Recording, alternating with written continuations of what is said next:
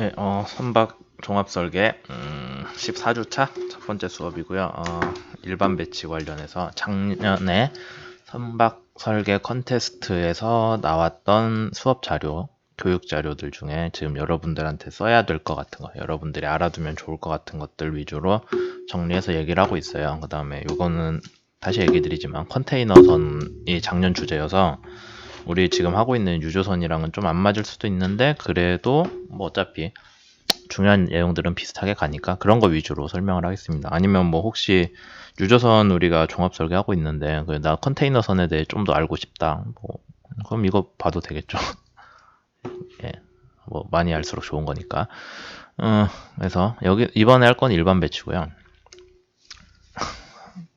컨테이너선이 이번 주제는 아니긴 하지만 그래도 잠깐 설명을 하자면, 컨테이너라는 게 박스 형태로 되어 있는 그 화물 운송이, 뭐라고 해야 되냐, 박스 형태로 되어 있는 박스인데, 화물 운송용 박스인데 그걸 이제 표준화가 되어 있어요, 사이즈 같은 게. 그래서 딱 컨테이너들을 실어서 옮길 수 있게 표준화가 되어 있으니까 운송할 때 화물을 싣고 내리는 게 빠르겠죠. 그래서 그런 것들만 옮기는 게 컨테이너 선이라고 합니다. 그래서 화물창이랑 갑판 위에 컨테이너를 쌓아서 운송을 하는 배고, 뭐 실제로 나온 건 2차 세계대전 이후에 나왔어요. 그돼 있고, 뭐 이제 컨테이너는 제일 좋은 게 싣고 내리는 게 빠르다라는 게 있어서요. 뭐 능률이 향상이 된다라는 게 있죠. 다음 봅시다. 그래서 뭐 컨테이너선 여러 가지 종류가 있는데 주로 우리가 하는 거는 컨테이너만 싣게 되어 있는 배예요. 풀 컨테이너십이라고 돼 있고, 뭐 다른 것들이랑 섞어서 가는 것들도 있기는 한데, 근데 뭐 그렇게 자주 쓰진 않고, 왜냐면 이제 우리가 주로 우리나라에서 만드는 배들은 큰 배들이기 때문에 컨테이너만 크게 옮기는 배들 위주로 했겠죠, 영업을 하더라도. 그 다음에 뭐 컨테이너선 역사에 대해서 얘기를 하고 있습니다. 파나마 운하가 갈 수 있는 파나막스가 1980년대고 등등 있죠. 그래서 여기 이제 보시면은 파나마 운하는 되게 중요하니까, 왜냐하면 대서양이랑 태평양을 잇거든요. 이제 자주 쓰는데, 보면은 수에즈막스 같은 거는 저기 원유 운반선 기준이라서 여기에는 없어요. 뭐 다른 것들도 있었죠. 아프라막스라거나 뭐 그런 것들, 핸디막스 그런 것들도 여기에 써져 있지는 않네요. 컨테이너 크기별로 쪼갤 때.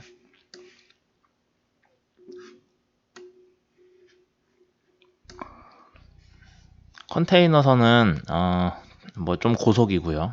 유조선에 비해서 고속이고, 그래서 저항 추진 성능이 되게 중요한 것도 있고요. 또 하나 문제는, 중요한 거는 컨테이너선은 이 구조재가, 이제 여러분들이 종합 설계하면서 구조 설계 해봤으니까 배 측면을 보면은 우리 유조선은, 우리가 지금 하고 있는 유조선은 이렇게 돼 있고 여기 위에 갑판이 들어가 있죠. 갑판도 구조 계산이 들어가잖아요.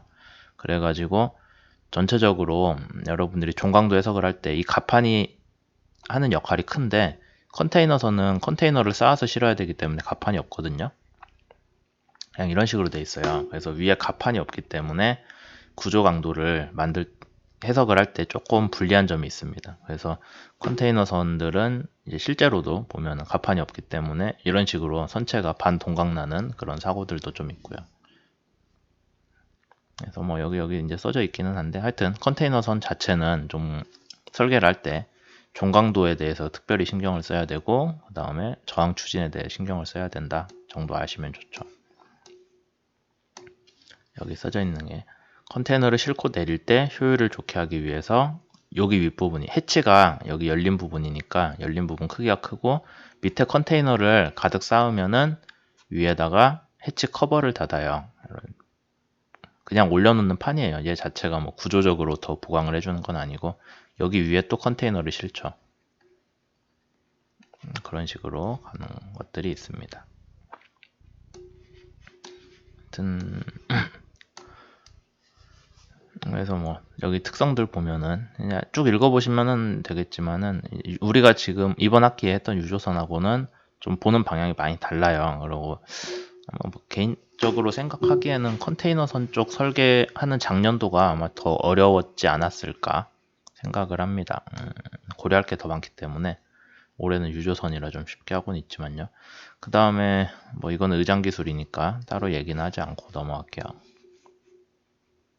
여기서도 의장 기술이네.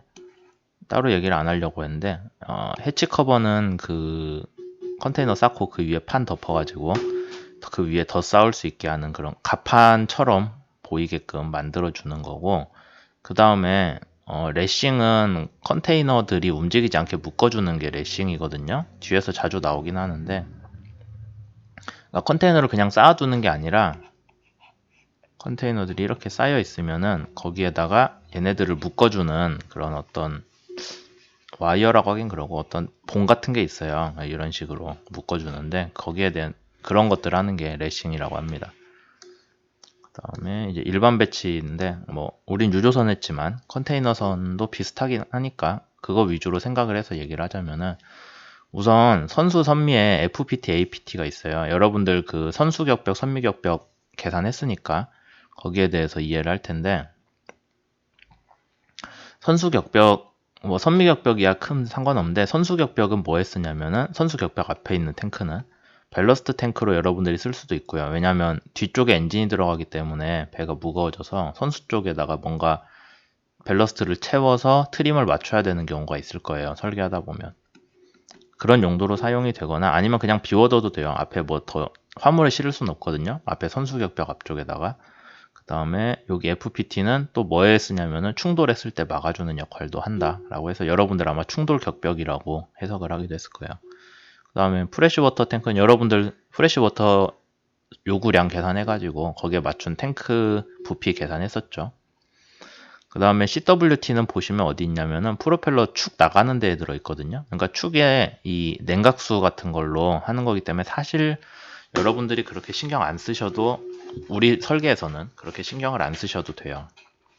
그 다음에 SG는 스티어링 기어라고 해서 러더 구동하는 데거든요. 그래서 보면 SG 룸이 여기에 있죠. 러더 위에다가 방향타가 있으면은 방향타 축 위에서 그 축을 돌리는 기계가 필요하잖아요. 그 기계실이 SG 룸이에요.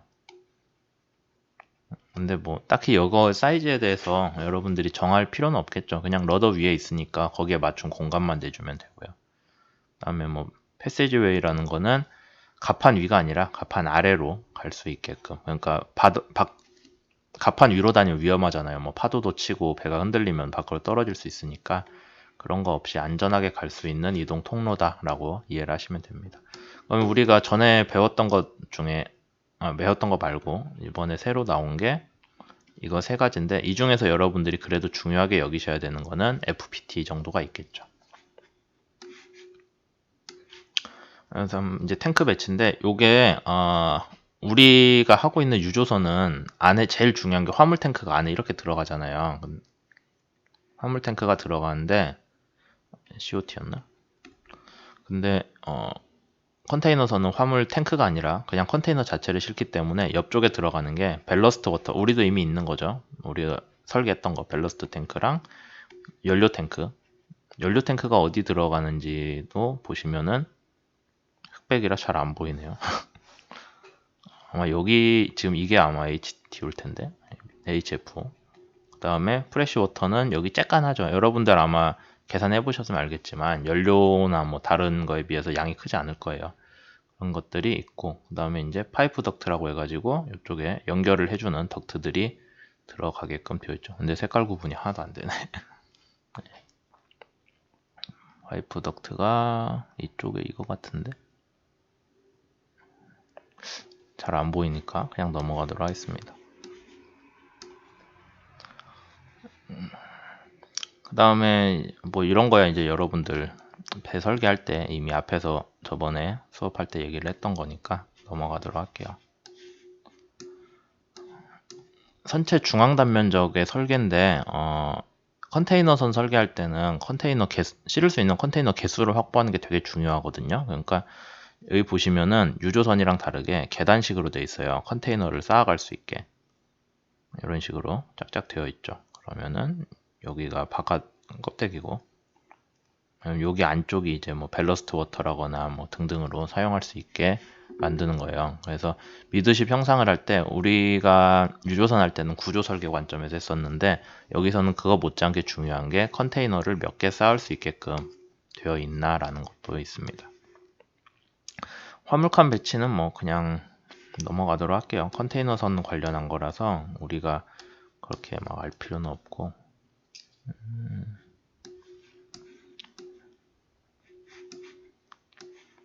여기 나오는 해치 커버가 그 컨테이너들 쌓아놓고 이게 선체 측면에서 보자면은 이렇게 선체 측면 벽이 올라와 있고 안쪽에 컨테이너들 잔뜩 쌓아놓고 여기 뚜껑이 이런 식으로 생겼거든요. 그래서 이걸 덮는데 얘가 이제 해치 커버죠. 여기는 선측이고 여기는 컨테이너고. 그래서 그냥 그거 고려를 하는 건데 뭐 사실 별로 고려할 게 없기는 한데 컨테이너 싣고 내리고 할 때 뭐 그런 것들 작업 공간이 나와야 된다 뭐 등등 있겠죠. 그런 정도 보시면 되고 컨테이너 적재 관련한 거는 그냥 넘어가도록 하겠습니다. 우리가 유조선 설계할 때는 지금 여러분들이 하고 있어야 되긴 하지만 무게중심 계산을 해야 되죠. 그럼 무게중심 계산을 하려면은 각 구성 요소들의 무게랑 그 다음에 걔네들의 질량 중심을 찾아야죠. 질량 중심을 찾아가지고 그것들이 어디에 얼마씩 배치가 되어 있으니까 얘네들을 다 합친 배 안에 이렇게 무게들이 다 있다고 하면은 걔네들을 다 합쳤을 때 하나의 점에서 전체 중량 한 만큼으로 치환이 가능하다라는 데가 무게중심이잖아요. CG. 유조선에서는 뭐 각 탱크들 그 다음에 각 부속품 그런 식으로 해야 되는데 컨테이너는 좀 복잡한 게 컨테이너 하나하나들의 무게 중심을 고려를 해야 돼요. 근데 뭐 그걸 일일이 다 생각할 순 없잖아요. 컨테이너마다 다를 거니까 무게 중심이. 그래서 그냥 일반적으로 높이의 45%로 계산을 해가지고 무게 중심을 친다, 추정을 한다라고 이해를 하시면 됩니다. 뭐 그 다음에 컨테이너들 고정할 때 그 길 가다가 컨테이너 실는 트럭들 보면은 그 끝에 이렇게 콘 모양이 있거든요. 그래서 컨테이너를 올리면은 여기에 딱 맞아서 착 들어가게 되어 있어요. 그 다음에 컨테이너 끼리도 연결할 때 그냥 쌓는 게 아니라 이렇게 양쪽으로 콘이 나와 있어서 이게 컨테이너 그 모서리에 있는 구멍에 딱 맞게 되어 있어요. 그래서 그걸 사용한다라는 얘기고요. 컨테이너를 해서 실었을 때 몇 개나 들어갈 수 있는지 뭐 그렇게 설계를 해가지고 보여줘야 된다 하는 얘기죠. 그 다음에 여러분들도 관심이 가져야 되는 게 엔진룸 배치죠. 그래서 엔진룸 이미 뭐 여러분들 정하기도 했고 그 다음에 좀 수정을 했을 수도 있어요.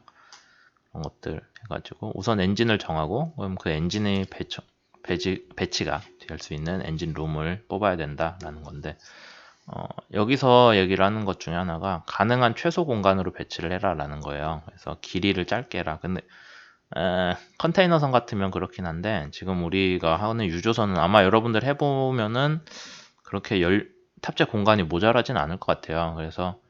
그리고 우리가 엔진실 실제 길이를 어떻게 계산을 할지에 대한 것도 없잖아요. 그냥 경험식으로 하기로 했지. 그러니까 뭐 여기에 대해서 너무 신경을 쓰실 필요는 없을 것 같습니다. 그다음에 뭐 다른 것들 여기 보조 엔진도 여러분들 그 EEDI 관련해서 보조 엔진 아마 출력 구했을 거예요. 그러면 거기에 맞춰서 보조 엔진도 선정을 해야겠죠. 보조 엔진 선정을 하셔야 되는데 엔진을 뭐 하나로 하셔도 되고 이 출력을 3으로 나눠 갖고 거기에 대한 엔진으로 3분의 1짜리 3개 달아서 그렇게 배치를 하셔도 돼요. 다만 GA에 반영은 되어 있어야겠죠. 그런 것들이 있고 연료 탱크 공간은 뭐 당연히 있어야 되는 거죠. 여러분들이 이미 계산을 했겠지만 그 항해 일수 기준으로 해서 그런 것들이 있고 뭐 한번 그래도 확인을 해보자면은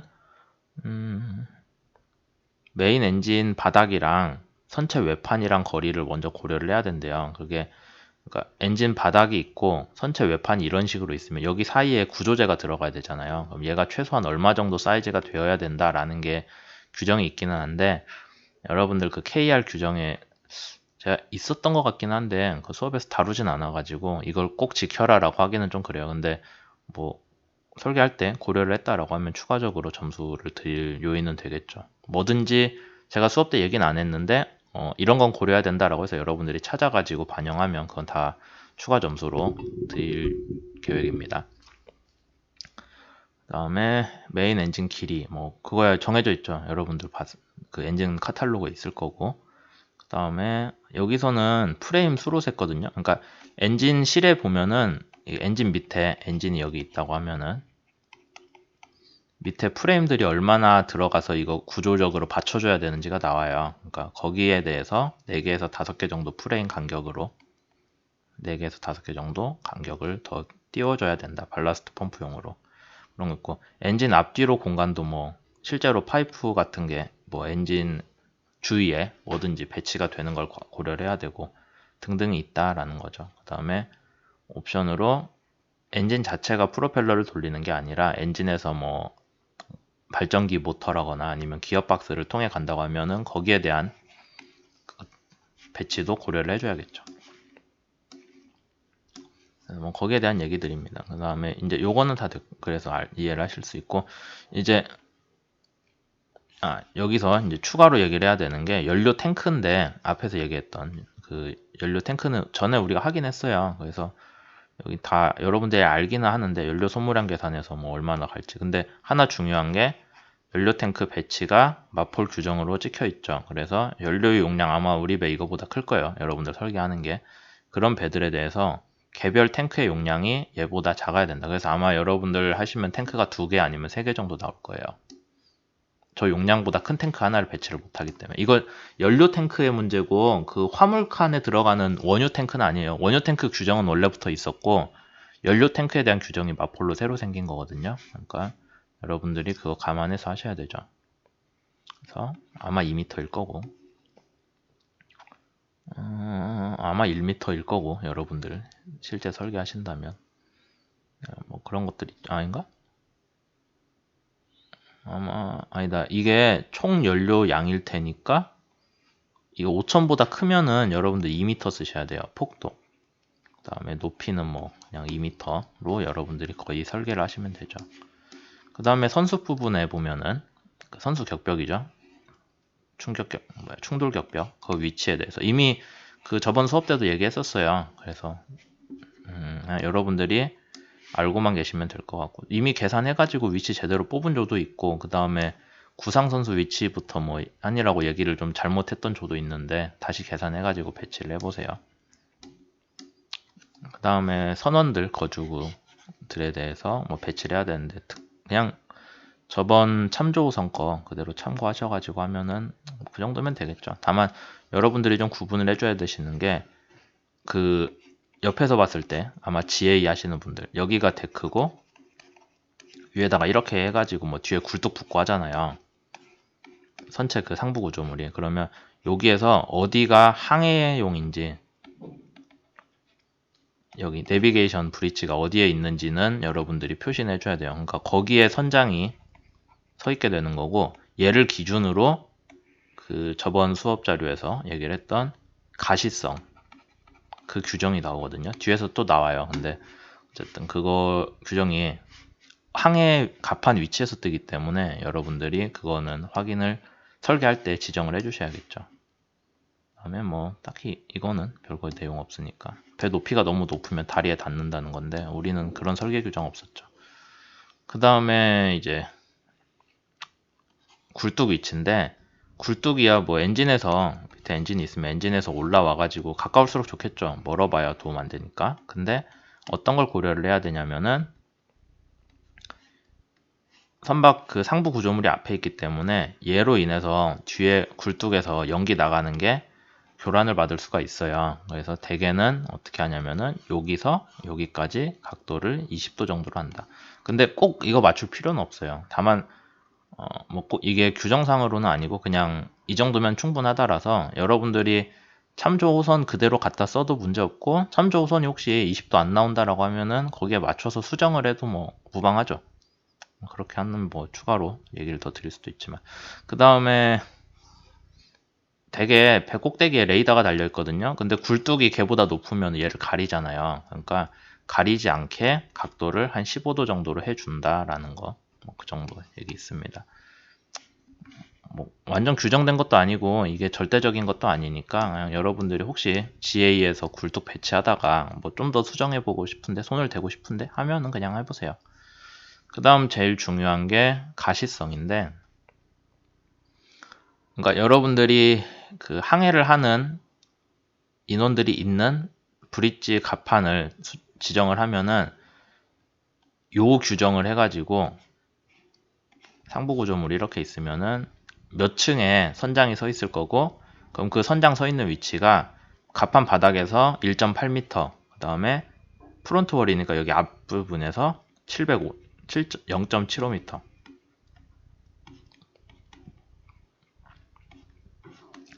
얘를 만족하는 위치에서 앞을 내다보게끔 해야 된다라는 거예요. 그렇게 해서 제일 중요한 게 보이지 않는 거리인데 선박길이 2배 또는 500m 중 작은 값을 만족을 해줘야 된다라는 거죠. 뭐 나머지야 그냥 보이는 각도의 문제이기 때문에 우리 수준에서 저거 값까지 확인할 필요는 없을 것 같아요. 그래서 가시성 규정 저번 시간에도 얘기했었는데 여기가 좀 더 자세히 나와 있네요. 그 다음에 또 추가 배치할 때 감안을 해야 되는 게 배에 오르기 위한 사다리 같은 것들, 그냥 쭉 내용만 확인하시면은 충분할 것 같습니다. 파일럿 레더는 뭐냐면 파일럿이 도선사거든요. 그러니까 항구에 배가 들어오기 위해서 저기 발레 파킹 대신 해주는 분이 도선사인데, 근데 그 분들이 그냥 배가 바다에 떠 있을 때 거기에 올라타야 돼요. 그래서 그러기 위한 사다리를 내려주는 게 파일럿 레더가 됩니다. 그 다음에 뭐 여러분들 의장에서 계산했으면은 의장 수 해갖고 앵커 사이즈 나왔을 텐데 앵커 체인 나왔는데, 실제로 어떤 앵커를 쓸지도 선정은 할 수 있겠죠. 그래서 뭐 크게 이런 3가지 종류가 있다라고 이해를 하시면 됩니다. 또 하나 좀 중요하게 해야 되는 게, 이게 항구에 들어갔을 때 배를 묶어놓기 위한 게 무어링이라고 해요. 그래서 무어링 윈치하고 그 다음에 윈드라스라는 게 특히 선미 쪽도 포함이 되고, 선미랑 선수에도 가가지고 그 항구 벽에다가 이렇게 배를 묶어놓게 해서 고정하는 게 장비들이 있거든요. 근데 무어링 윈치라는 거는 여기 선박이 항구 보면은 볼라드라고 해서 동그란 게 있고 거기에다가 밧줄을 묶어요. 근데 그거를 당기고 풀고 하는 게 무어링 윈치고, 윈드라스는 더 커가지고 앵커를, 그러니까 위에 있는 앵커 있잖아요, 얘를 요거 앵커를 내리는 게 윈드라스다라고 이해를 하시면 됩니다. 그러니까 얘랑 이제 용도가 좀 다른 거예요. 그 뒤에 부분은 컨테이너 그 고정하는 것들 내용이라서, 우리가 아까 앞에서 설명한 것 같이 컨테이너 그냥 쌓아두면은 옆으로 와르르 하고 넘어질 수도 있잖아요. 배가 많이 흔들리면은. 그래서 걔를 묶어주는 게 레싱이라고 하는데, 그냥 뭐 사진만 몇 개 보고 넘어가면 될 것 같습니다. 그래서 컨테이너 선에 이렇게 컨테이너들이 쌓여 있으면은 이렇게 X자로 딱딱 걸어두는 것들이 레싱이에요. 근데 길 가다가 컨테이너 실는 차에는 그런 게 없죠. 당연히 저 컨테이너 선만큼 많이 실질 않으니까. 네, 그래서 볼 일은 별로 없는데 어쨌든 컨테이너 선에 들어간다 라고 이해를 하시면 되고, 컨테이너 선 하나가 뭐 요새 한 12,000TU쯤 된 되게 큰 배예요. 큰 컨테이너 선 뭐 2만까지 올라가긴 하는데, 근데 1TU가 20피트짜리 컨테이너 하나거든요.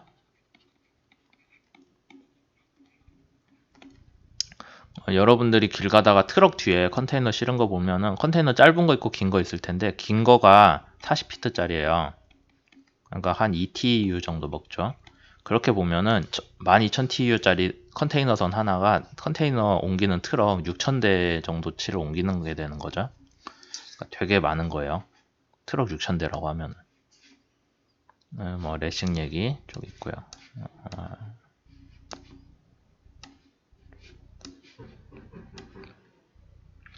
뭐 뒷부분이야 그냥 레싱 얘기라서 여러분들이 관심 있으면 보시되, 뭐 우리가 지금 하고 있는 거에 딱히 정해져 있는 건 확인될 건 아니고, 그래서 뭐 컨테이너 종류도 보면은 일반적으로 하는 게 우리가 하는 박스 형태 완전히 닫히는 그게 그냥 보통 컨테이너고요. 얘는 냉장이 되는 컨테이너예요. 여기 안에 보면은 냉장고 그 뒤에 붙어 있는 그런 것들이 달려 있어요. 그래서 얘는 컨테이너 설치하면 전기도 들어가야 되고 뭐 좀 복잡하죠. 그래서 여기에 대한 규정이 따로 있고, 그다음에 얘는 그냥 뭐 아이스박스 같은 그런 느낌으로 이해를 하시면 되고요. 요거는 뭐냐면 컨테이너 위에가 뻥 뚫려 있어요.